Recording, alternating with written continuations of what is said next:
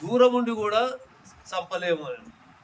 దగ్గర కనిపిస్తుంది, దూరం కనిపిస్తుంది, అంతేనా? ఇప్పుడు మనం ఈడ ఉంటాం, నీ ఆత్మ నాకు కనిపిస్తుంది, నీ ఆత్మ నాకు కనిపిస్తుంది. మరి అట్లే వేరే దూరాన వేరే దేశాలలో ఉన్నది కనిపించదు కదా. అయితే అట్లనే దూరస్థం శాంతికి చిత్ అని ఉంటుంది.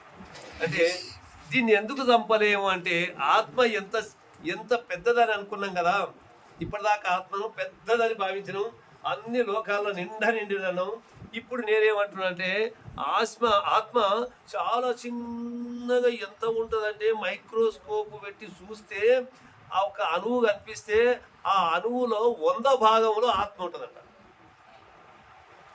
100 భాగంలో ఆత్మ ఉంటుందంట. అంటే అంత చిన్నది ఉన్నది. దాన్ని ఎట్లా చంపుతావమ్మా?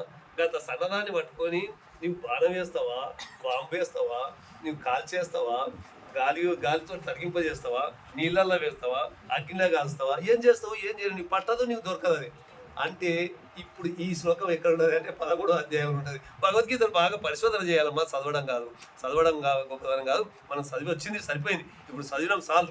ఇంకా చదివిన తర్వాత ఏం చేయాలంటే కొద్దిగా పారాయణం చేసినప్పుడే ఒక అధ్యాయం తాత్పర్యంతో చదవాలి. తాత్పర్యంతో చదివితే మనకు బాగా వస్తారు. ఇట్లా ఇప్పుడు ఆత్మ సంగతి 2వ అధ్యాయం నుంచి జంపు చేస్తే 2వ అధ్యాయంలో అనంతమని చెప్పుకుంటూ వస్తే 13వ అధ్యాయానికి వస్తే చాలా సూక్ష్మమైందయ్యా ఆత్మ అని అంటాడు. ఆ ఆత్మ చాలా సూక్ష్మమైనది. దూరం చూస్తే పెద్దగా ఉంటుంది, దగ్గర చూస్తే చాలా సూక్ష్మం ఉంటుంది. అందుకని దీన్ని పట్టలేము, కొట్టలేము, ఏమి చేయలేము. ఇప్పుడు అర్థమైంది ఆత్మ సంగతి. అర్థమైంది ఆత్మ అంటే ఏందనేది. ఇప్పుడు ఆత్మకు మనం భగవంతునికి మనకు ఎలాంటి సంబంధం లేదు అని ఒక శ్లోకం ఉంటుంది మన భగవద్గీతలో. ఎప్పుడన్నా మీరు దృష్టి పెట్టిరా అదేమన్నా దొరుకుతుందా? భగవంతుడికి మనకి ఏం సంబంధం లేదా? నీ పాపంతో పని లేదు, నాకు నీ పుణ్యంతో పని లేదు, నీవేమో నాకేం తెలియదు పోవడం. అరే మేము ఇంతగానో కొట్టుకుంటున్నాం నాకు తెలియదు అంటే ఎట్లా అని మనం అనుకుంటాము. చూడండి 5వ అధ్యాయం చేయండి. 5వ అధ్యాయంలో 14వ శ్లోకం చేయండి.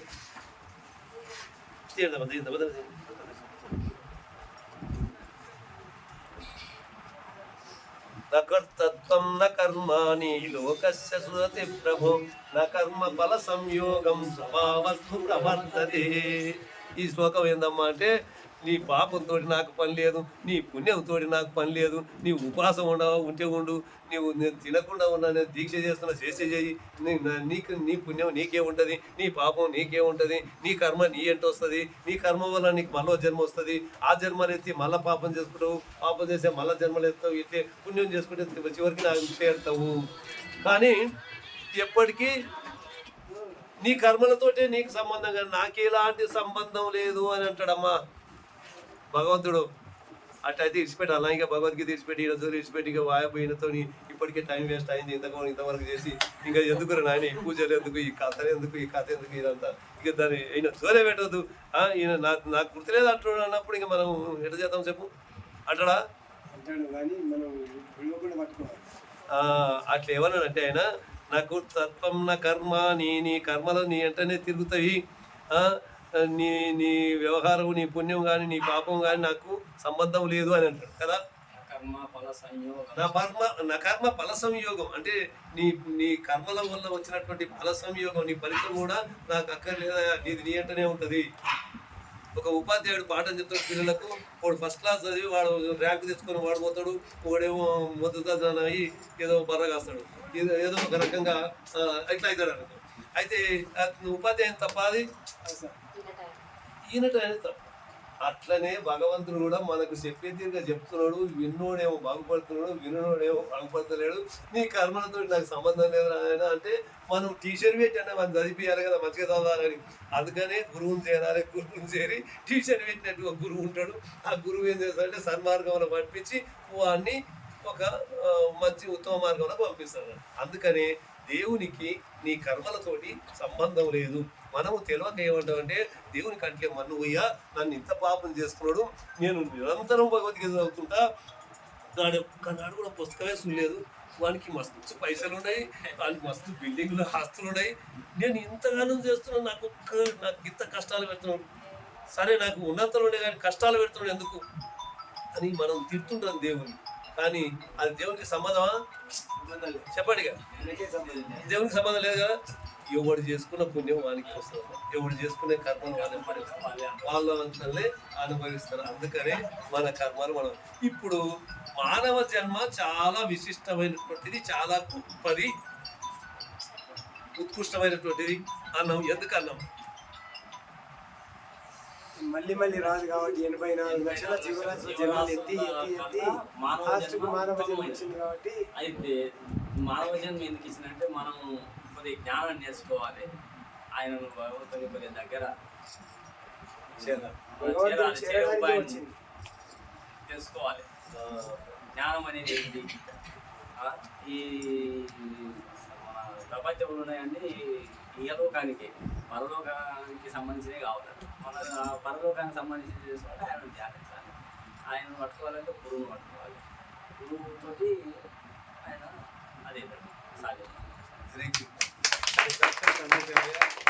ఇప్పుడు ఏం చెప్పినా మనం ఒక స్వధర్మాన్ని ఆచరించాలి. స్వధర్మం అంటే భగవంతుని మార్గాన్ని స్వధర్మం. స్వధర్మ నిధనం జేయ పరధర్మ భయాపహ. స్వధర్మం అంటే ఇక్కడ మన ధర్మం ఏంటంటే భగవంతుని చేరడం అనేది మన ధర్మం. మానవుడు పుట్టింది అందుకోసమే. మానవ జన్మ ఎందుకు వచ్చిందంటే భగవంతుని చేరడం కోసమే వచ్చింది. కానీ ఈ భోగ విలాసాలు అనుభవించి ఆ విషయాలు అసలే లేదు, ఆ టాపికే లేదు అక్కడ. మనం కావాలని అండ కల్పించుకొని ఏదో ఆనందంగా మనం పునరభిజనం అని ఇలా తిరుగుతున్నాం. కానీ అది కాదు, మానవ జన్మ వచ్చింది అందుకు కాదు. ఒక చిన్న ఎగ్జాంపుల్ చెప్తా దీనికి. ఎందుకంటే ఒక స్వామీజీ ఇంటికి వచ్చినాను. వాళ్ళ ఇంటికి వస్తే వాళ్ళు చాలా దరిద్రులట. స్వామి మాకు ఎట్లైనా చేసి మాకు ఇంత కష్టం ఉండదు, చాలా కష్టాలు ఉన్నాయి, మాకు కష్టాలు తొలగించేటట్టు ఏదైనా మాకు ఉపాయం చెప్పండి అని చెప్పి ప్రాధేయపడ్డారంట.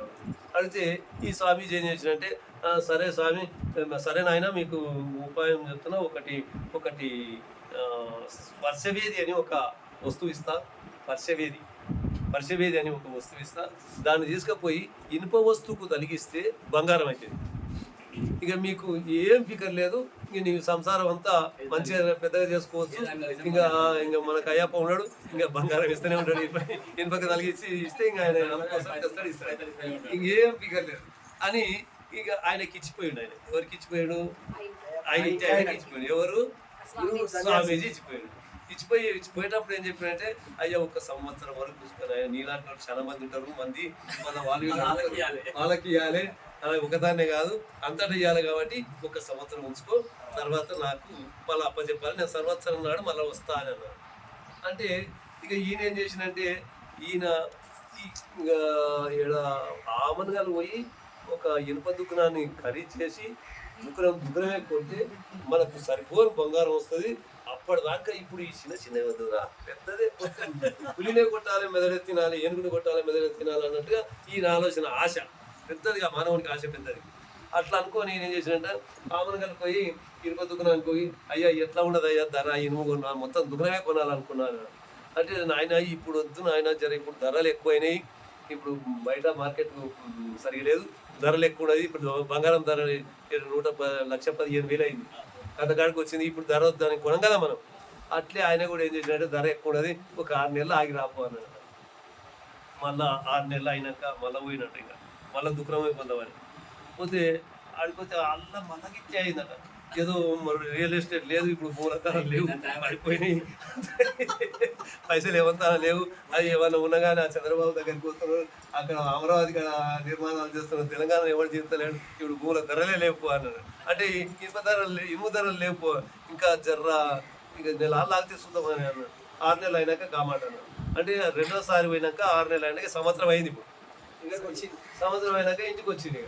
ఇంటికి వచ్చి అయ్యో ఎంత ఇంకా ఆగుదాము, ఇంకా నెలలు ఆగుదాం, ఇది ఇచ్చినోడు ఊరుకుంటాడా, ఈ సన్యాసి వస్తాడు అన్నట్టు వచ్చి, ఏం నాయన నీకు అది ఇస్తే కదా, మరి స్పర్శవేది ఇస్తే కదా, మరి నాకు అవసరం ఉన్నది ఇస్తావా అంటే, అయ్యో కూడా జర నిలబడి, నేను ఇప్పుడే అడిగితే జర ఇంకా ఒక 6 నెలలు ఇవ్వా, నేను ఉండడానికి టైం నాకు అంటే ఊరుకుంటా ఆయన.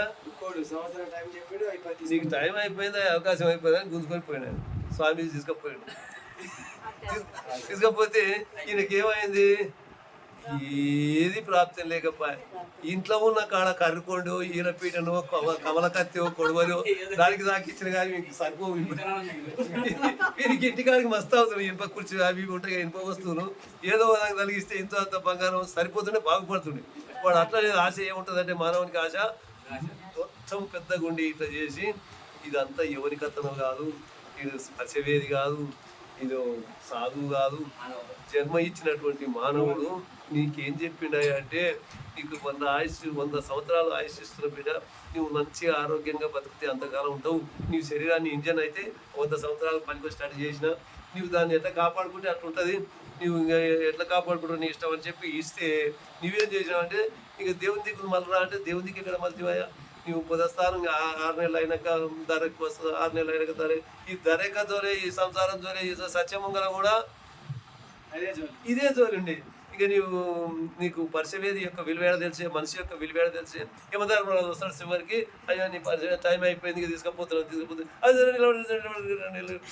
ఇంటికి ఫోన్ చెప్పి రాకపోతే ఇట్లా మా ఇంట్లో చెప్పి వస్తాను నేను జర ఫోన్ చేస్తాను అంటే ఇంటడా పొడినడు అమ్మాయి జోలి పొడినాడు అందుకనే ఈ పరిచవేది అంటే మానవ జన్మనే పరిచవేది ఈ జీవితం అంతా భగవంతుడు ఇచ్చినటువంటిది దీనికి మనం సద్వినియోగం చేసుకోవాలంటే భగవంతుని చేరే పనులు చేయాలి పుణ్యకర్మలు చేయాలి యజ్ఞాలు చేయాలి ఈ చిన్నటువంటి ధన ధర్మాలు చేయాలి త్యాగభావనతో మెలగాలి సుహృద్భావంతో మెలగాలి అందరూ మిత్రత్వంతో ఉండాలి ప్రేమతో మెలగాలి ఈ రకంగా మనం మానవ జీవితాన్ని గడిపేదే భగవంతుడు మనల్ని దగ్గర తీస్తాడు కదా లౌకికమైనటువంటి ఆస్తి ఎట్లాంటిది అంటే ఒక ఆయన పెద్ద బిల్డింగ్ కట్టినట పెద్ద భవనం 7 అంతస్తుల భవనం కట్టిండు కట్టి ఇక ఈ భవనం అందరికీ ఇట్లే మనలాకని అందరినీ సమావేశపరిచి పెద్ద పెద్ద పండితులను చూపించి నా ఇల్లు చూసి రాకపోండి ఎంత బాగుండదా అని చూపించినారంటే అందరు చూసి వస్తున్నారు చూసి ఒకటి రిపోర్ట్ పెట్టి అందరు రాయాలి అభిప్రాయం ఎట్లా ఉంది అంటే బాగుంది అందరు బాగుంది అని రాశారు ఒక నాలాంటి వాడు పోయి ఏం బాగుందిరా బాత్రూమ్ కాకపోతే ఇరుక్కున్నది బాత్రూమ్ సక్కలేదు ఇరికిరుకుండదు అన్నాడు అని అన్న రాసిన ఇరికిరుకుండదు అబ్బా ఇరుకుంది కదా బాత్రూమ్ అదే సరే బాత్రూమ్ మళ్ళీ సపరేట్ కట్టండి అది కూల కొట్టేసిండు ఆ భవనం అట్లే ఉంటుంది బాత్రూమ్ కాడి కూల కొట్టి పెద్దగా బాత్రూమ్ చేసి బ్రహ్మాండంగా నల్ల ట్యాంక్ ఓపెన్ చేసి అంత నల్ల ట్యాంక్ ఓపెన్ చేయడానికి కూడా పెద్ద అయ్యగారిని పిలిపించి సభను ఏర్పాటు చేసి ఇంకా పూలదండలు అన్ని తెచ్చి ఇంకా నల్ల ట్యాంక్ ఓపెన్ చేయాలని చెప్పి ఆ ట్యాంకు రిబ్బన్ కట్టి ఇంకా నల్లకు రిబ్బన్ కట్టి ట్యాంక్ ఓపెన్ చేయడానికే ఇక అన్ని సుముహూర్తాలు చేసి కొబ్బరికాయ కొట్టి మంత్రాలు చదివి అది ఓపెన్ చేయను ఆయన అంటే అది ఓపెన్ చేస్తే నల్లది నీళ్ళు వస్తలేవు కర్మదుడు ఎట్లుంది అంటే ఇంత పెద్ద భవనం కట్టి బాత్రూమ్ బాగాలేదంటే బాత్రూమ్ కూడా మంచిగా కట్టి ఇంకా అంత ఆహ్వానం చేసి అంతమందిని తోలుకొచ్చి ఎంతో మందిని తోలుకొచ్చి ఎంత పూజలు పునస్కారాలు చేసి ఆ రుబ్బన్ కట్ చేసి నల్ల తిప్పితే నీళ్ళు వస్తలేవు ఏం ఏర్పాట్లు చేసినా ఏం చేసినావు అది అని ఈయన అంటాడు ఎవడు పెద్ద మనిషి ఇంటి ఓనర్ ఏమైందంటే దేవులాడతాడు అంతా చూసి ఏమైందంటే నల్ల ట్యాంక్ కనెక్షన్ ఇవ్వలేదు నల్ల పెట్టిండు కానీ ఆ ట్యాంకు కనెక్షన్ అయితే ట్యాంకులోకి వెళ్ళి నీళ్ళు ఇళ్ళకి వస్తాయి ట్యాంకు కనెక్షన్ ఇవ్వకపోతే ఏం లాభం అట్లా మానవ జన్మ ఉంది కానీ కనెక్షన్ ఎవరికి ఇవ్వాలి భగవంతుని కనెక్షన్ లేకపోతే మానవ జన్మ వ్యర్థమే వ్యర్థం అందుకనే భగవంతుని కనెక్షన్ భగవద్గీత యొక్క విషయం సారం ఇంకా చెప్పండి